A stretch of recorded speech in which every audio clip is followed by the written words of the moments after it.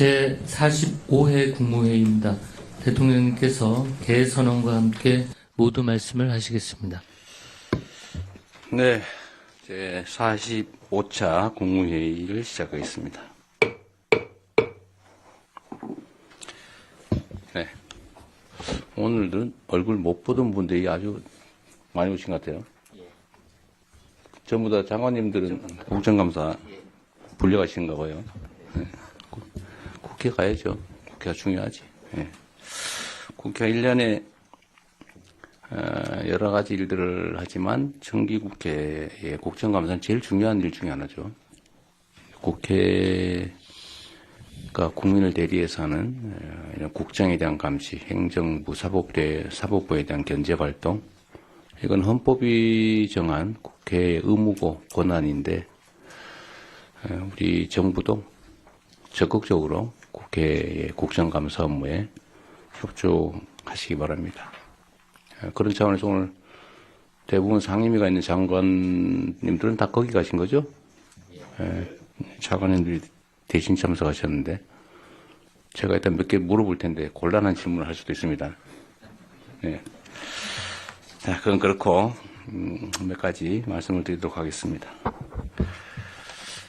캄보디아에서 최근 취업사기 감금범죄가 횡행하고 있습니다. 우리 국민들이 크게 피해를 입고 있습니다. 발표된 자료들을 보면 각국에서 체포된 사람들이 많은데 우리나라가 한 5, 6번째쯤 되는 것 같아요. 그래서 숫자가 적지가 않은 것 같습니다. 그래서 우리 국민들이 자녀들 또는 이웃들, 캄보디아에서 감금된 피해자들에 대해서 걱정을 많이 하고 있습니다. 국민의 생명과 안전을 지키는 것이 정부의 가장 큰 책임입니다. 지금은 다른 무엇보다 피해자들을 보호하고 또 사건 연루자들을 국내로 신속하게 송환해야 됩니다. 관계부처는 캄보디아 정부와 협의를 통해서 양국의 치안당국 간 상시적인 공조체제 구축에 속도를 내주시기 바랍니다. 실종신고 확인 작업부터 조속히 진행해야 됩니다. 그리고 정부는 우리 국민의 안전을 확보할 수 있는 가용 가능한 방안을 최대한 즉시 실행해 주시기 바랍니다. 유사 피해를 원천적으로 차단하기 위해서 범죄 피해 우려 지역에 대한 여행 제한 강화도 서두를 필요가 있겠습니다.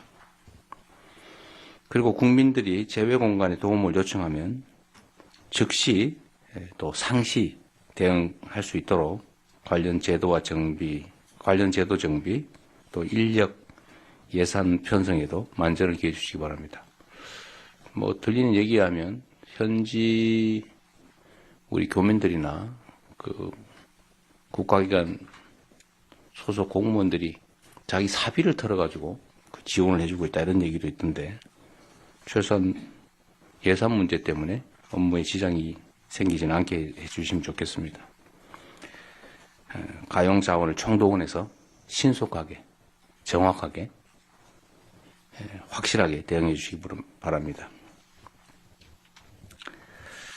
경제 문제 말씀을 하나 드리겠습니다. 최근에 글로벌 무역 갈등 심화로 민생 경제의 불확실성이 커지고 있습니다. 비상한 대응을 통해서 민생 경제 회복의 불씨를 살려나가야 됩니다. 관련 부처는 경제 외풍이 실물 경제에 미칠 부정적 영향을 차단하고 특히 국민의 삶과 직결된 물가 안정에 정책적 역량을 모아주기 바랍니다. 그리고 우리 경제의 체질 강화에도 박차를 가해야 됩니다. 지속적인 기술 혁신을 통해 세계 시장에서의 경쟁력을 높일 뿐만 아니라 내수 활성화 또 특히 시장 다변화를 통해서 의존도를 낮추는 노력을 병행해야 됩니다. 민생 경제의 불씨를 지키는 것은 정부 혼자만 하기는 어렵습니다. 적어도 경제를 살리는 일에 대해서만큼은 정치가 한 목소리를 내주면 좋겠습니다. 민생 경제를 위한 길에 여도, 야도, 또한 국회도 정부도 따로일 수 없다는 말씀을 다시 한번 드립니다. 시장 경제가 정상 작동하려면 정확한 정보의 유통이 중요합니다. 정치도 마찬가지고 경제도 마찬가지고 사회 현상도 마찬가지인데 허위 정보, 가짜 조작 왜곡 정보들이 횡행하면 무질서하게 되는 건 상식이죠. 그런데 최근에 인공지능 기술을 악용한 허위 과장 광고가 SNS에서 범람한다고 합니다. 심지어 부동산 시세 조작도 의심되는 사례가 있다고 합니다. 이런 행태들은 국민 경제에 큰 피해를 야기하는 시장 교란 행위입니다. 마땅히 엄격한 조치가 뒤따라야 되겠습니다.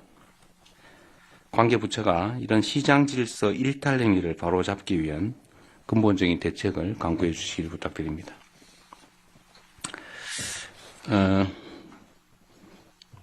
지금 장관님들 못 오신 분들도 꽤 있고 한데 제가 몇 가지 좀 체크 좀 하고 지나갈게요. 우리 국방장관님, 어제 국정감사 고생하셨죠? 뭐 내란 때문에 거기에 대해서 좀 공방했습니다만. 그러시죠. 예, 고생하신 것 같더라고요. 네. 근데 그 아마도 얘기 중에 인사 문제 가지고도 꽤 얘기가 있었던 것 같아요. 그렇습니다. 네. 근데 저번에 제가 전화도 한번 드렸었는데 그 대령 인사 관련해서 네.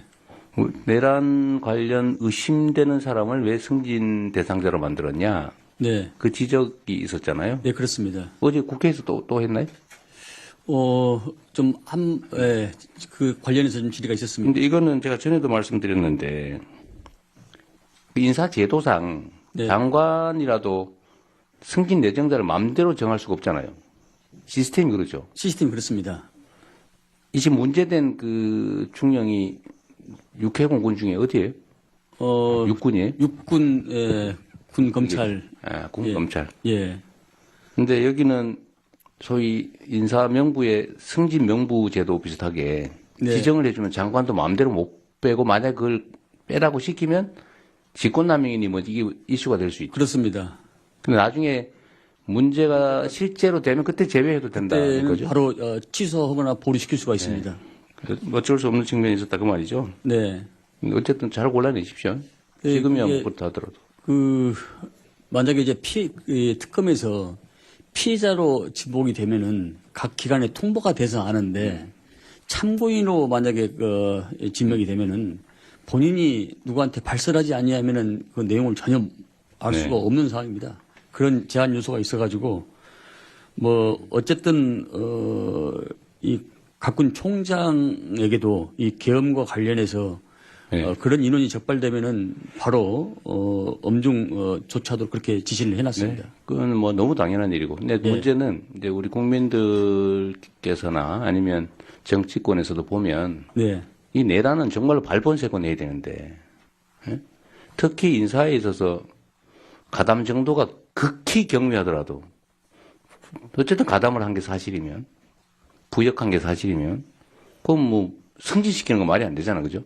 그건 뭐 어불성설이라고 생각합니다. 예, 어쨌든 그런 점에 대한 걱정들에서 그런 예. 지적도 있는 것 같으니까 예, 설명도 좀 열심히 잘 하셔야 될 것 같아요. 어쨌든 이건 인사제도상에 불가피한 점이 있는데 확인되면 배제는 당연히 할 수 있고 승진한 후에라도 좀 취소하면 되는 거죠. 네, 이번에 내란이 상당히 아주 많이 광범위에 퍼져 있기 때문에 인사 발표할 때도 네. 만약에 이 특정한 인원이 추후에 문제가 네. 발각이 되면은 심사 과정에서 발각이 되면은 취소한다 이런 전제를 명확하게 그렇게 입장을 가지고 계신 거죠? 네, 전제를 하고 발표를 했습니다. 저는 절차상 어쩔 수 없는 측면이 있으면 좀 설명을 좀 더 힘들더라도 많이 하셔야 될 것 같아요. 앞으로도 적극적으로 하겠습니다. 네, 네, 그러시죠. 네. 그 여성가족부, 네, 이제 바뀌었지, 바뀌었습니다. 성평등 가족부 장관님. 네. 오늘 국정감사 안 갔어요? 네, 저희는 11월 4일에 합니다. 4일이요? 제가 전에 국무회의 때 그 얘기 네. 한번 했잖아요. 특정 분야, 그러니까 여성에 대한 구조적 성차별은 광범위하게 지금 네. 존재하는데 아주 광범위하게 있잖아요. 그죠? 그런데 아주 특정한 영역에서는 예외적으로 네. 남성들이 차별받는 부분들이 있을 수 있다. 네. 아주 극히 일부입니다. 네네. 네, 그 부분도 잘 챙겨보자. 네, 그런 말씀드렸는데 맞습니다. 네. 그래서 뭔 조치를 하셨던가 보더라고요. 그런 부분에 대해서 뭘 하기 위한 조치를 하신 네네. 것 같은데 네. 저한테 쪽지가 많이 와서 네. 왜 여성 차별이 이렇게 심각한데 남성 차별 얘기를 하냐 라고 얘기를 하던데 지금 뭐 하고 계세요? 지금 아마 그러니까 그게 바로 이제 성평등과 이런 차별 관련되어서 이제 좀 다른 인식의 격차가 있는 것 같습니다. 그래서 저희가 사실은 지난번 대통령님 그 청년 콘서트 이후에 네, 저희가 그때 모였던 분들 대상으로 제가 당일에도 말씀을 드렸지만 오픈 채팅방에 좀 이 격차 해소를 위한 자문단을 파일럿 형식으로 좀 구성 요청을 네. 드려서 간담회를 한 5회 정도 가질 예정이고요. 일단 저희 성평등 가족배 관련 과가 만들어져서 이 부분 해소를 위한 그 전문가와 함께 노력을 좀 하고 있습니다. 네. 네. 어쨌든 이게 우리 사회의 갈등 대립이 너무 심해가지고 네. 말만 하면 이게 갈등이 되더라고요. 저한테 어떤 권유가 있냐면 네. 아예 말을 하지 마라. 특히 네. 젠더 갈등에 관해서는 해법이 없으니 아예 말을 하지 말라는 공부도 많이 해요. 네. 실제로 좀 회피하는 측면들도 있거든요. 네. 그런데 그럴수록 있는 문제를 네. 꺼내놓고 토론해야지. 네. 그리고 맞습니다. 불합리한 결론을 다 시정해 가야지. 네. 이쪽이 더 큰 문제가 있으니까 이쪽이 작은 문제는 덮자 이렇게 하면 안 되잖아요. 네. 그러니까 우리 분명한 거는 네. 우리 사회 전체적으로 구조적인 성차별이 여성에 대해서 심각하다. 네. 그리고 승진 제한이라든지 네. 많잖아요. 사실 국무회의만 봐도 제가 아무리 여성들 승진 많이 시키려고 진짜 노력했거든요. 근데 잘 안 돼요. 네. 예, 이 구조적인 문제죠. 네, 맞습니다.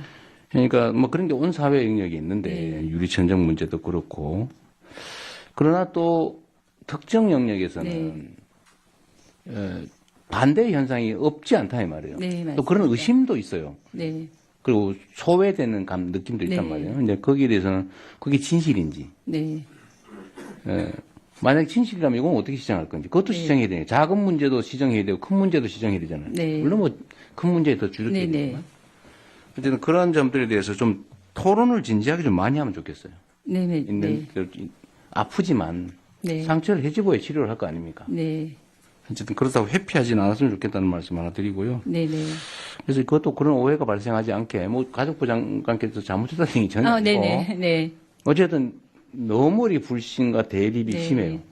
그럴수록 대화 진짜 많이 해야 된다. 네. 토론 많이 해야 된다. 네. 그 말씀드리는 거예요. 네, 대통령 좀 더 말씀드리면요. 네, 그 부분이 사실은 그동안 저희가 어쩌면 문제로 느끼는 분들이 있으나 회피해왔던 문제 같아서 적극적으로 저희는 이 부분을 토론해서 문제를 꼭 해결하겠다는 그런 마음으로 임했습니다.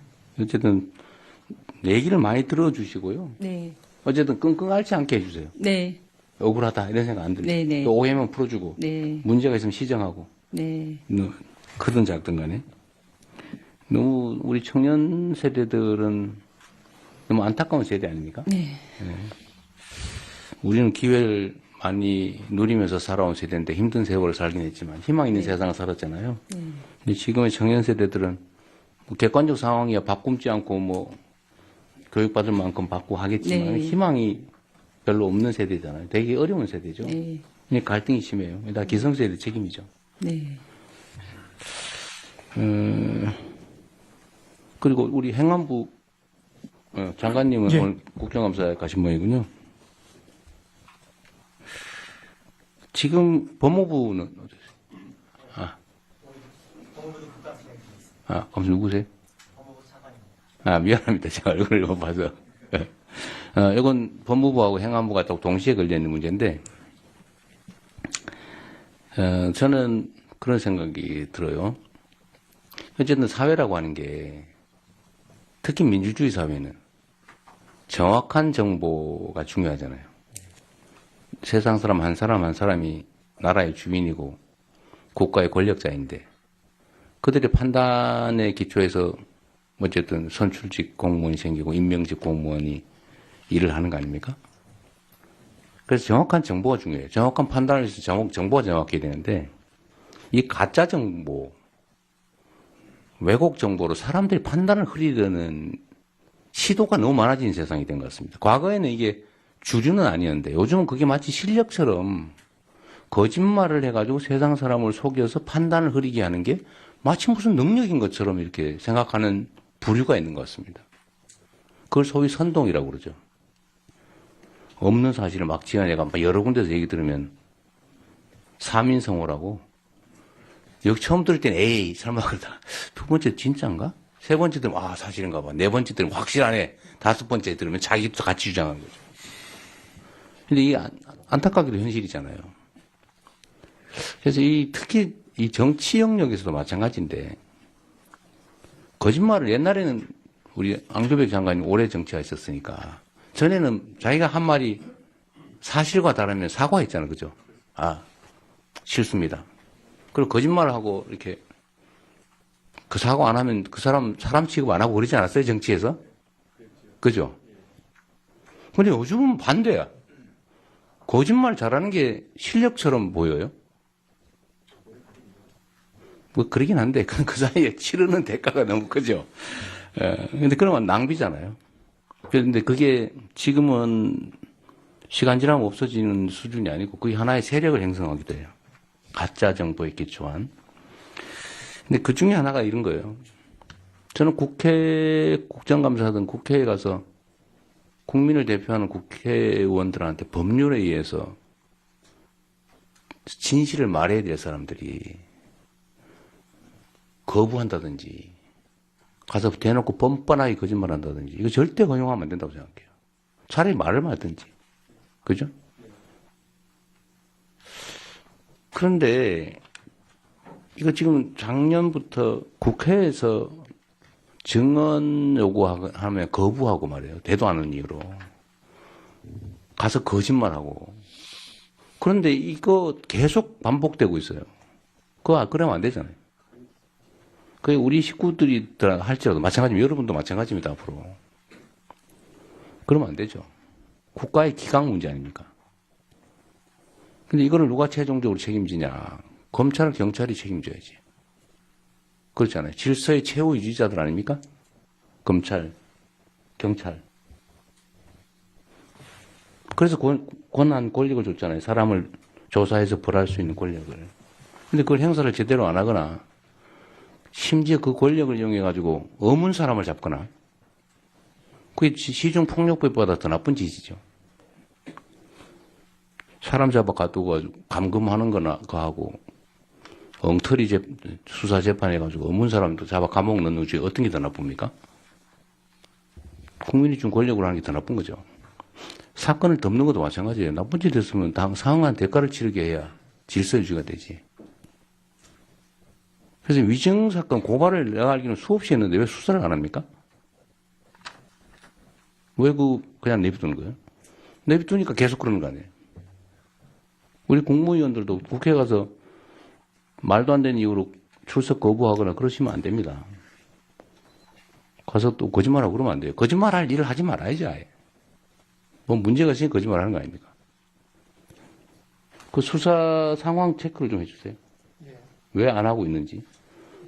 고발은 언제 됐고 수사는 어떻게 하고 있고 처분은 어떻게 했는지. 그리고 어떻게 빨리 처리할지. 배고파가지고 저 계란 한 판 훔친 거 잡는 것보다 훨씬 더 중요한 일이지 않습니까? 그래서 그 사건 처리를 어떻게 하는지 지금 모르실 테니까. 예, 확인해서 그렇죠? 보고 드리도록 하겠습니다. 이건 수사 개입은 아니죠? 네, 그거 잘 챙겨주시고요.